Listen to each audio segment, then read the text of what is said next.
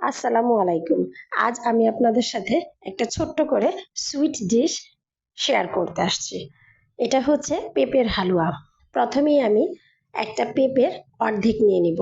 ইচ্ছে করলে পুরোটাই নিতে পারতাম, কিন্তু আমি শুধুমাত্র অল্প করে করছি আপনাদের সাথে শেয়ার করার জন্য। তাই প্রথমেই আমি অর্ধেকটা পেঁপে ছিলে ভালো করে ধুয়ে নিয়ে একটু ভিজিয়ে কিছুক্ষণ রেখে দিয়েছি যেন কষটা চলে যায়। তারপর এই যে গ্রেটারের বড় অংশটুকু দিয়ে গ্রেট করে নিয়েছি। এই যে এমন বড় টুকরো টুকরো হবে, একদম কুচিটা না। এবার প্রথমেই ফ্রাই প্যানে আমি কিছুটা পানি বলক আসার পরে আমি পেঁপে কুচিগুলো দিয়ে দিয়েছি। এই পানিটা শুকনো পর্যন্ত পেঁপেটা প্রায় 90% সিদ্ধ হয়ে যাবে।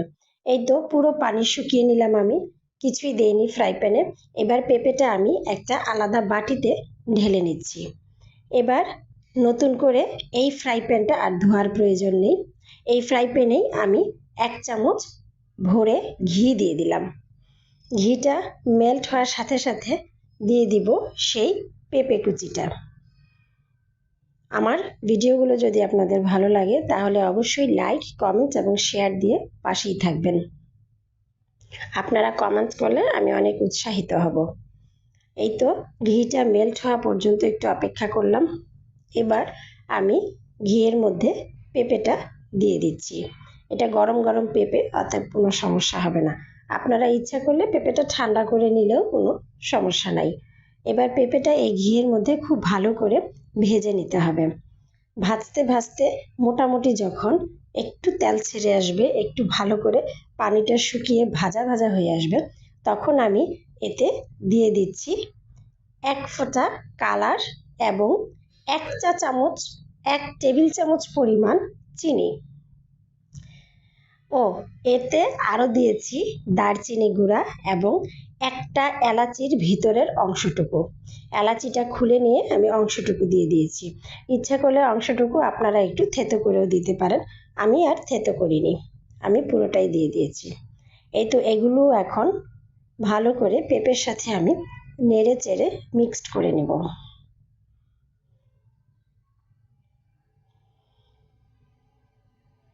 এটা আমি মাঝে মাঝেই করে থাকি।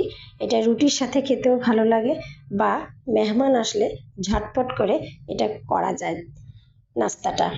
এটা শুধু কুড়াতে যে সময়টুকু প্রয়োজন হয়, এছাড়া রান্না করতে কোনো সময়ের প্রয়োজন হয় না।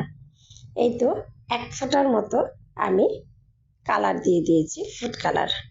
এই ফুড কালারটা আমি অনেক খাবারেই, বিশেষ করে মিষ্টান্ন খাবারগুলোতে ব্যবহার করে থাকি। এই যে আমি 1 টেবিল চামচ ভরে চিনি দিয়ে দিয়েছি। আপনারা পরিমাণ মতো চিনি দিবেন। যদি আরও কেউ বেশি খেতে চান বেশি দিবেন, কম খেতে চাইলে আরও একটু কম দিবেন। এবার এটাও চিনি মেল্ট হওয়া পর্যন্ত খুব ভালো করে নেড়ে চেড়ে পেঁপেটার সাথে মিক্সড করে ভেজে নিতে হবে, এবং নাড়তে নাড়তে এই যে এরকম সুন্দর একটা কালার হয়ে আসবে এবং তেল ছেড়ে দিবে, ফ্রাই প্যানের থেকে ছেড়ে ছেড়ে আসবে। এবার আমি হোমমেড মিল্ক ক্রিম দিয়ে দিচ্ছি। হোমমেড মিল্ক ক্রিম আমি করি যেভাবে, সেটা হচ্ছে 2 টেবিল চামচ পরিমাণ যদি মিল্ক নিয়ে থাকি, লিকুইড মিল্ক, তাহলে ঠিক সেই পরিমাণে গুঁড়া দুধ দিয়ে আমি ঘন করে মিক্সড করে নিই, আর কিছুই করি না। তবে অবশ্যই লিকুইড দুধের চেয়ে গুঁড়া দুধের পরিমাণটা একটু বেশি হতে হবে, তাহলেই সেটা খুব সুন্দরভাবে ক্রিমি আকারে হয়। এই তো দেখেন আমার হালুয়াটা হয়ে গিয়েছে, একদম ফ্রাই প্যান থেকে ছেড়ে দিয়েছে। এবার আমি একটা ডিশে ঢেলে নিয়েছি সার্ভ করার জন্য। সৌন্দর্যের জন্য উপরে 2টো কাজু বাদাম দিয়ে দিয়েছি। এই তো আমার হয়ে গেল সুইট ডিশ। আপনারা অবশ্যই ট্রাই করবেন।